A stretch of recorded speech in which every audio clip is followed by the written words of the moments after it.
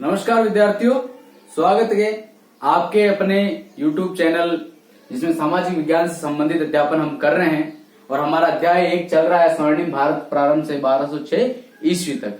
और इसी अध्याय में हम आज पढ़ने जा रहे हैं मुख्य टॉपिक सुंग वंश। सुंग वंश के बारे में बहुत सारी जानकारी इतिहासकार किताबों के माध्यम से, अभिलेखों के माध्यम से हमें प्राप्त होती है और कहा जाता है कि अंतिम मौर्य शासक बृहदत्त की हत्या कर पुष्यमित्र सुंग ने सुंग वंश की स्थापना की। सुंग वंश का जो समय है 185 ईसा पूर्व से लेकर 73 ईसा पूर्व माना जाता है लगभग।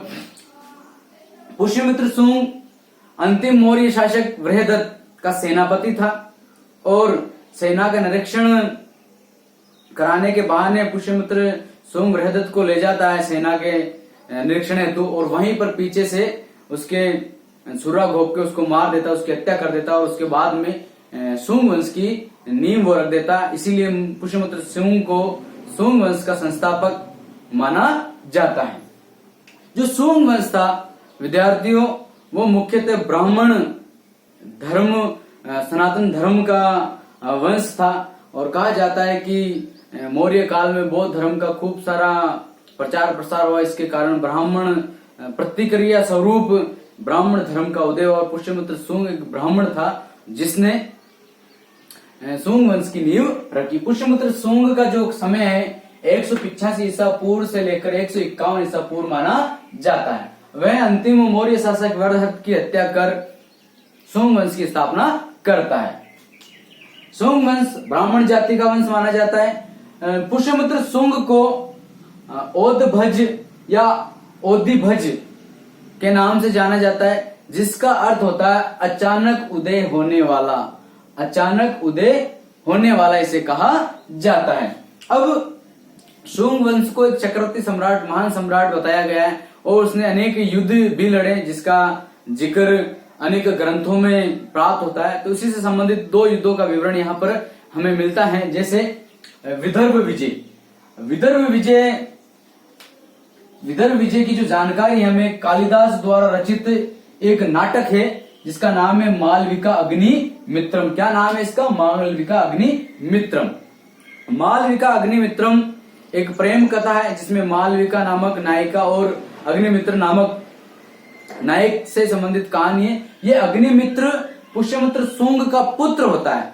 तो उस मालविका अग्निमित्रम नाटक में इस विदर्भ युद्ध के बारे में हमें जानकारी प्राप्त होती है और इस युद्ध में जो विदर्भ का राजा हो यज्ञसेन होता है और उसको बाद में पराजित कर दिया जाता है। और एक और युद्ध की जानकारी हमें मिलती है जिसका नाम होता है यवन युद्ध। कौन सा? यवन युद्ध। कहा जाता है कि सुंग वंश में यवनों के भी खूब सारे आक्रमण हुए, है ना, और पुष्यमित्र सुंग के समय सबसे ज्यादा यवनों के आक्रमण हुए और उस समय इस युद्ध की जो जानकारी, इसकी युद्ध की जो पुष्टि है हमें मालविका अग्निमित्रम पतंजलि का जो महाभाष्य उससे तथा गार्गी संहिताओं से हमें प्राप्त होता है। कहा जाता है कि यवनों ने संपूर्ण भारत पर आक्रमण किया, पंजाब, सिंध, और गार्गी से पतंजलि महाभाष्य से पता चलता है कि चित्तौड़ के जो मध्यमी का नागरिक जगह है वहां पर भी यवनों ने आक्रमण किया था। यवनों ने जो आक्रमण किया था उस समय जो यवन शासक थे उनकी जो जानकारी वो स्पष्ट प्राप्त नहीं होती। कहीं कहीं उसे डेट्रीमियस्ट कहा जाता है तो कहीं का मिनांडर नाम भी उसका बताया जाता है। पतंजलि महान व्याकरणविद हुआ है, योग दर्शन का प्रखांड विद्वान हुआ है, जो कि अपने पुष्यमित्र सुंग के शासनकाल के समय रहा था, है ना। अब है अश्वमेध यज्ञ। अश्वमेध यज्ञ सनातन संस्कृति में, ब्राह्मण धर्म में अश्वमेध यज्ञ का बड़ा ही महत्व रहा है। आपने यदा कदा सुना होगा, देखा होगा धारावाहिकों के माध्यम से। अश्वमेध यज्ञ क्या होता है? जिसमें घोड़े को छोड़ा जाता है ना, उससे संबंधित 2 यज्ञ। कितने यज्ञ कराए थे? अश्वमेध यज्ञ इसने 2 यज्ञ कराए थे पुष्यमित्र सुंग ने। और अश्वमेध यज्ञ का जो पुजारी था, पुरोहित था, वो था पतंजलि। कौन था? पतंजलि। पतंजलि ने ये पुस्तक लिखी है महाभाष्य। क्या लिखी है? महाभाष्य। उसमें ये बताता है कि वो पुष्यमित्र सुंग के जो यज्ञ हुआ उसका यज्ञ का पुरोहित रहा करता था। व्याकरण और योग दर्शन का बड़ा विद्वान था पतंजलि। और आज जो बाबा रामदेव पतंजलि नाम से जो प्रोडक्ट है वो कहीं ना कहीं इसी से जुड़ा हुआ है। महान विद्वान था जो कि पुष्यमित्र शुंग के शासन काल के समय रहा था। जो अश्वमेध यज्ञ इसने कराए थे पुष्यमित्र शुंग ने, उसकी जानकारी हमें धनदेव का जो अभिलेख है ना, अयोध्या अभिलेख, उससे हमें प्राप्त होती है कि उससे जानकारी हमें मिलती है कि पुष्यमित्र शुंग ने अश्वमेध यज्ञ कराया था ना धनदेव के अयोध्या अभिलेख से।